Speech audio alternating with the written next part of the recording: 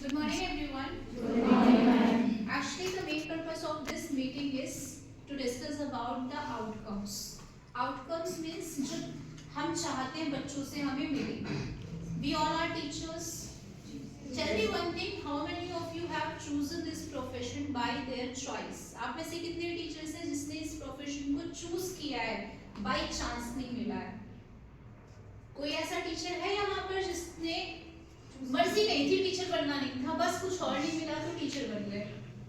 Deepa ma'am ऐसे आपको बनना था.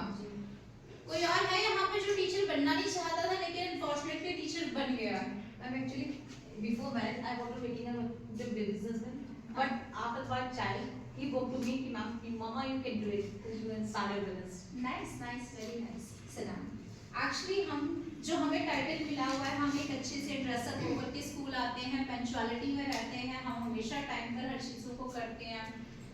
बीइंग अ फीमेल हमारे पास बहुत सारी रिस्पॉन्सिबिलिटी है, अपने घर की भी है, स्कूल की भी है, बच्चे जो स्कूल में हैं उनकी भी, और अगर कोई मैरिड है तो उनकी घर की खुद के बच्चों की भी है. मैंने अक्सर लोगों को सुना है ये बोलते हुए, अरे हमारे बच्चे हमारी नहीं सुनते तो स्कूल के बच्चे क्या सुनेंगे, या ये बोल देते हैं कि स्कूल के बच्चों को समझाना बहुत आसान है, अपने अकेले या दो बच्चों को पढ़ाना बहुत ज़्यादा मुश्किल है. तो आप सबने मुझे ये तो बता दिया कि आपका ये जो प्रोफेशन है ये चूज किया है आपने खुद ने, बाय चांस किसी का भी ये नहीं है. तो who is a teacher? Let us discuss first. Teacher कौन होते हैं? कोई भी बता सकते हो, आंसर चाहिए, यहाँ चुप नहीं रहना है. टीचर कौन होते हैं? आप हैंड रेस कर सकते हैं जैसे बच्चों से बोलते हैं. जो भी आंसर करना चाहते हैं, इवन चाहते नहीं है, करना ही है हर किसी को. अदरवाइज इसके बाद जो एक्टिविटीज होगी मैं उसमें किसी को शामिल नहीं करूंगी. बताइए. Yes ma'am. My teacher is the person who trains the students or make them older the behavior of the students. Very nice. Kindly clap for now. एक टीचर वो है जो बच्चों को समझता है, अंडरस्टैंड करता है, उसकी जो कैपेसिटी है उसको जानता है और उसको बिल्डअप करता है. बिल्डअप इन अ सेंस हमारी सोसाइटी में हमें एक अच्छे सिटीजन की जरूरत है, और अच्छा सिटीजन वही हो सकता है जिसके अंदर बहुत सारी चीजें ना होने के साथ साथ लेकिन डिसिप्लिन जरूर हो. हम नहीं चाहे वो बहुत नॉलेजेबल हो, बहुत ज्यादा बड़ा ज्ञानी हो, लेकिन अगर उसके अंदर मॉरल वैल्यूज हैं, डिसिप्लिन है, तो वो हर चीज को कर सकता है. तो एक टीचर क्या करता है? वो डिसिप्लिन को इनकलकेट करता है, डिसिप्लिन को बनाता है. और कोई चीज है जो आप चाहते हैं बताना एक टीचर की डेफिनेशन में? Yes. I'm responsible caring. Responsible caring also. Yes. अब कोई जूनियर क्लासेस में पीजी टू यूकेजी से कोई आंसर कीजिए. आप तो सब ऐसे बैठे हुए जैसे कि मैंने कुछ ऐसा पूछ लिया जो बिल्कुल नहीं आता आपको. आप टीचर्स हैं, टीचर्स की डेफिनेशन क्या है? Yes ma'am. मैम जो बच्चों को सही और गलत का ज्ञान करा सके. Very good. जो बच्चों को सही और गलत का ज्ञान करा सके वो टीचर है. अच्छा, हम लोग एक चीज हमेशा नोटिस करते हैं कि डिसिप्लिन डिसिप्लिन डिसिप्लिन. अब ये डिसिप्लिन क्रिएट कैसे होगा? आप सब डिसिप्लिन में रहते हैं, बच्चों को कोशिश करते हैं डिसिप्लिन में रखने की, लेकिन क्रिएट नहीं हो रहा है फिर भी ये डिसिप्लिन. कैसे होगा?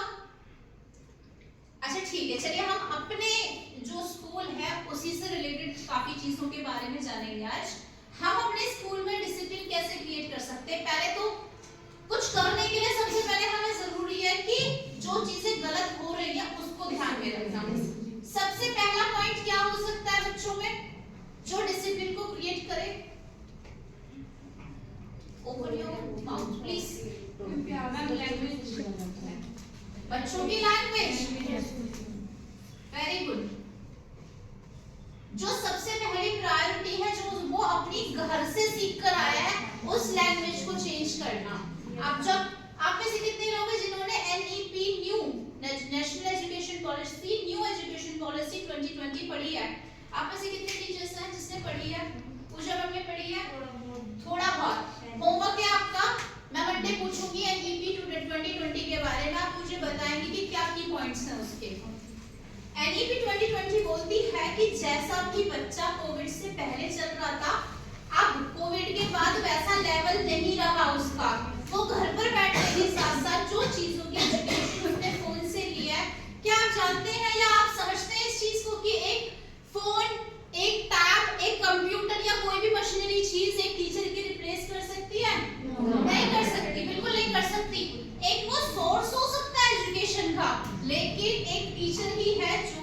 बच्चों को अच्छे तरीके से समझा सकता है। तो हम लोग अगर NEP 2020 को देखें, 2020 जो कोविड के बाद के बच्चे हैं वो उतनी अच्छी तरीके से ग्रो अप नहीं कर पाए जैसे कि बच्चे पहले करते थे। एक लर्निंग गैप हो जाता है। हमारे यहाँ पर तो थोड़ी सी प्रॉब्लम ये आ जाती है हमारे गवर्नमेंट में कि लोग सोचते हैं 4 साल के बच्चे का एडमिशन नहीं करवाना चाहिए। पता नहीं क्या प्रॉब्लम है 4 साल में। किसी ने मना किया है? भगवान जी ने आकर बोला था कि 4 साल के बच्चे का एडमिशन मत करवाओ? नहीं बोला था। कहीं डॉक्यूमेंट्स लिखा है कि 4 साल का नहीं करवाना? बट ये गांव की प्रथा है कि 4 साल के बच्चे का एडमिशन नहीं करवाना। 4 साल में लगने से पहले वो स्कूल भेज देते 2-3 दिन के लिए। देखा मैं बहुत भुगतती है इस चीज को कि कुछ दिनों के लिए भेज दिया, एडमिशन नहीं करवा रहे लेकिन फिर कुछ दिनों के लिए भेज दिया, मैडम बाद में करवा देंगे। ये हमें वहां ऑफिस में बैठ के देखना पड़ता है। अब ये 4 साल जो न्यू एजुकेशन पॉलिसी आई है इसको हम लोगों ने दे दिया है नर्सरी। अब वो पीजी प्ले ग्रुप ये सब ओवर हो चुका है और पीजी जो क्लास होती है वो मेनली होती है, जो यहाँ पीजी के टीचर्स हैं वो अच्छे से समझ लें कि बच्चे की जो फिंगर्स होती है ना वो 3-3.5 साल का होता है। जब वो स्कूल में एंटर करता है तो वो पेंसिल को पकड़े, पहले चीजों को रिकॉग्नाइज करे, पहले ABCD की जो फोनेटिक साउंड है उसको सीख ले। ए से कौन सा अल्फाबेट हो सकता है, ए से कौन सी पिक्चर हो सकती है, अनार से लेकर सारे वर्णमाला को सीख ले, मैथ्स की काउंटिंग सीख ले, 1 to 10 बनाना सीख ले। ये हमारा टॉपिक होते हैं और कंटेंट होता है हमारे पीजी क्लास का, ताकि जब वो नर्सरी क्लास में आए 4 साल का बच्चा वो प्रॉपर्ली लिखना शुरू कर दे। AND and ANT and BALL ball, CAT cat। जब बच्चा पीजी क्लास में उन सब चीजों को फेमिलियर होकर आएगा तब तो जाकर के नर्सरी क्लास को कवर अप कर पाएगा। अब नर्सरी क्लास का टीचर क्या सोचता है, सारी चीजें पीजी क्लास का टीचर कर देगा। लेकिन कुछ बच्चे ऐसे भी होते हैं जो एज क्राइटेरिया में बहुत कम आते हैं। वो 3.5 साल की बजाय 4.5 साल में एडमिशन करवाते हैं या 5 साल में करवाते हैं। हमें उन बच्चों को भी देखना है। फिर एक ऑप्शन आता है हमारे पास, इसको तो समझाओ बहुत अच्छे से, जंपिंग। सारे पेरेंट्स फिर जंपिंग पर इशू करते हैं, मैडम मेरा बच्चा तो सारी क्लास में बड़ी ऊंची हाइट पर है, आप उसको जंप कर दीजिए। लेकिन वो ये नहीं सोचते हैं कि उसका IQ लेवल तो छोटा ही है, वो पढ़ेगा बाकी बच्चों से कैसे कंपैरिजन करेगा। अरे बड़ा हाइट का बच्चा, खाता पीता अच्छे घर का, ये सोचोगा तुम। एजुकेशन में क्यों उसको इन्वॉल्व करना है। मैं हमेशा ये समझाती हूँ कि पेरेंट एक बच्चे को एक लेवल से शुरू किया जाता है। हमारे 12 लेवल्स होते हैं, सबको पता है, 1st to 12th क्लास। जो बच्चा 1st क्लास से कम का है, नर्सरी LKG UKG कर रहा है, वो हमारी प्राइमरी क्लासेस है, प्री प्राइमरी क्लासेस है। प्राइमरी है हमारी 1st to 5th, ठीक है। सेकेंडरी हमारी 10th तक और सीनियर सेकेंडरी 11 12 ये सबको पता है, वो एक बेसिक चीज है।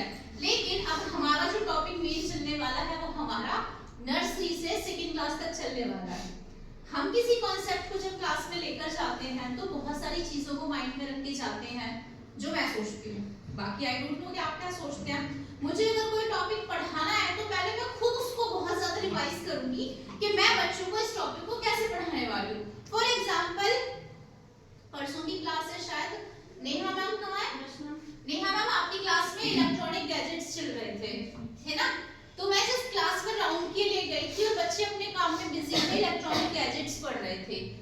बोर्ड के ऊपर लिखा था विद्युत यंत्र, इलेक्ट्रॉनिक उपकरण, मतलब यंत्र और उपकरण एक ही है, वो आइटम्स हैं।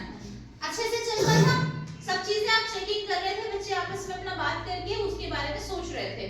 थोड़ा सा इंटरेक्टिव करने के लिए मैंने क्या पूछा, बेटा ये बताओ, आई एम ह्यूमन बीइंग, मैं ह्यूमन बीइंग हूँ, क्या मैं मशीन हूँ? बच्चे ने बोला नहीं मैम आप मशीन नहीं है। क्या मैं इलेक्ट्रॉनिक से चलती हूँ, इलेक्ट्रॉनिक गैजेट्स हूँ? नहीं मैम। हंसने लगे सारे के सारे। मतलब उसमें हंसने की क्या बात थी? उन्हें लगा कि मैम बहुत मजाक कर रही हैं, लेकिन वो मजाक नहीं कर रही थी। मैं कंटेंट को क्रिएटिव करने के लिए उनसे क्वेश्चंस पूछ रही थी। अच्छा ये फैन कैसे चल रहा है बेटा?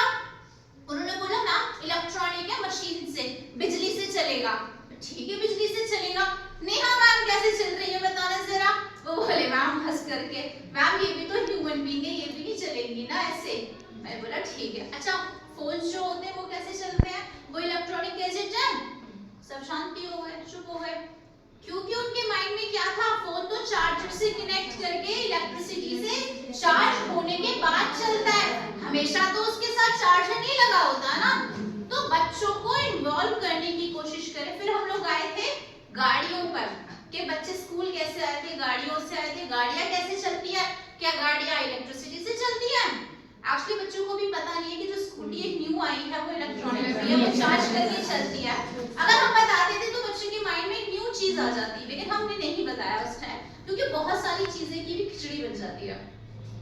गाड़ी पेट्रोल से चलती है सबको पता था, लेकिन कुछ बच्चों को सिर्फ ये पता था, एक ही बच्चा था शायद जिसने बोला कि मैडम डीजल से भी चलती है। फिर हमने ऐड कर दिया कि बेटा सीएनजी से भी चलती है गाड़ियां। अब सीएनजी का full form compressed natural gas. तो यहाँ पर कहां से शुरुआत हुई थी, इलेक्ट्रॉनिक गैजेट से शुरू हुई थी, टाइप्स ऑफ फ्यूल हो गया, और बाकी हमारे क्या रहा, एक फुल फॉर्म हो गई हमारी कंप्रेस्ड नेचुरल गैस। तो ये इंटरलिंक हो गया ना हर चीज। हम लोग भी ऐसे ही अपने बच्चों को, जरूरी नहीं है कि एक बोलते ना कुएं का मेढक बना के रखना, कि एक कॉन्सेप्ट पढ़ाने आए हो तो एक ही कॉन्सेप्ट पढ़ा के निकल जाओ, तुम्हारा इतना ही काम है। नहीं, आप उस कॉन्सेप्ट से बहुत सारी चीजों को सिखा सकते हैं बहुत इजीली। फिर से मैं वापस आ रही हूँ एनईपी 2020 न्यू एजुकेशन पॉलिसी पे 2020 पर। हमें क्या करना है बच्चों के साथ? Ma'am please.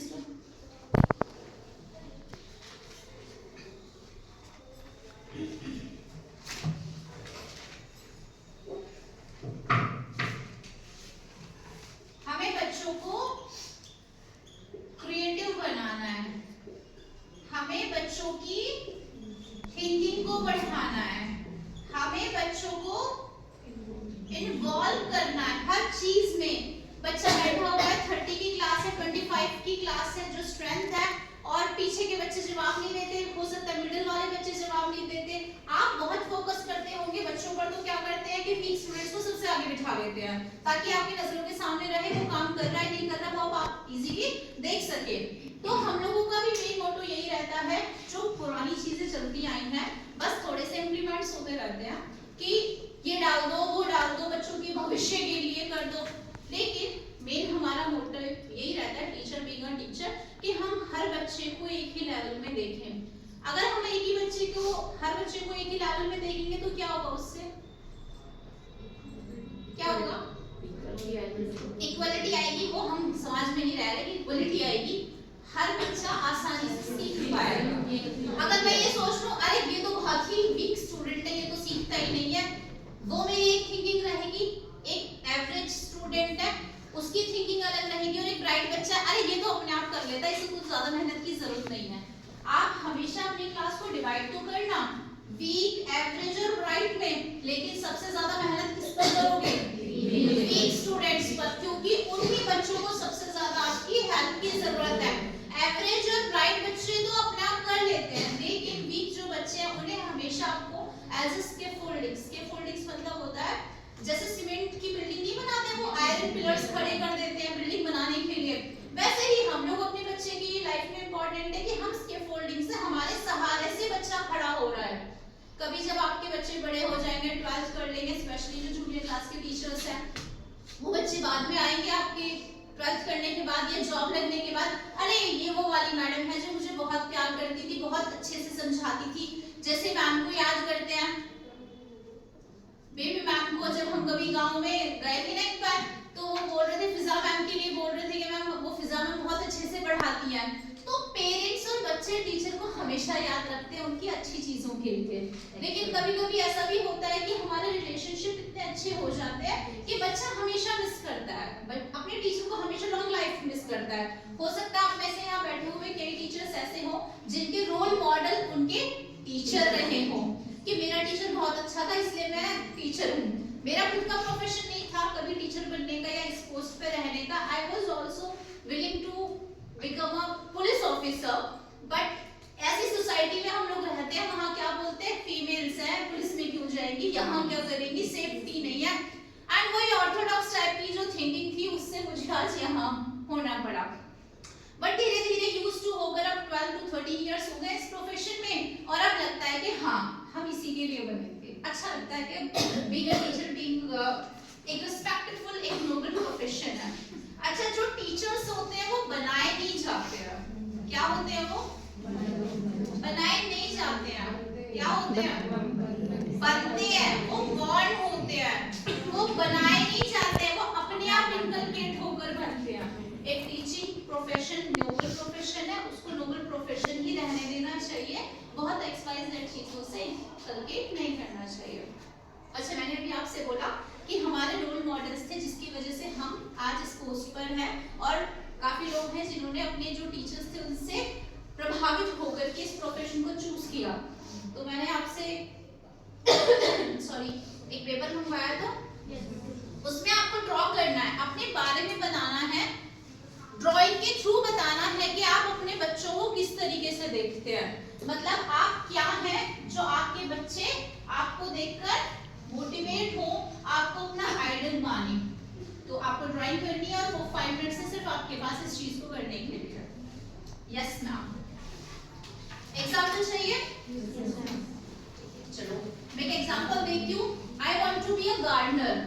मैं एक गार्डनर की तरह अपने बच्चे को देखती हूँ कि मैं एक गार्डनर हूँ और मेरे जो ग्राउंड है मेरा स्कूल है और वहाँ पर छोटे छोटे फ्लावर्स लगे हुए हैं, प्लांट्स लगे हुए हैं, जिससे मुझे एजुकेशन के वाटर से, मैन्योर से, जो मैन्योर है, जो खाद है, वो डिसिप्लिन है मेरा, तो उससे मैं पूरा अच्छे तरीके से गार्डनिंग करूंगी तो मेरे बच्चों के जो फ्लावर्स हैं, जो मेरे प्लांट्स हैं, वो अच्छे तरीके से ग्रो होंगे। So I see myself as a gardener for my students. So how you see yourself, आपको ड्रॉ करके दिखाना है। मैम 1 by 1 अभी आप देखिएगा कि क्या ड्रॉ कर रहा है, ठीक है?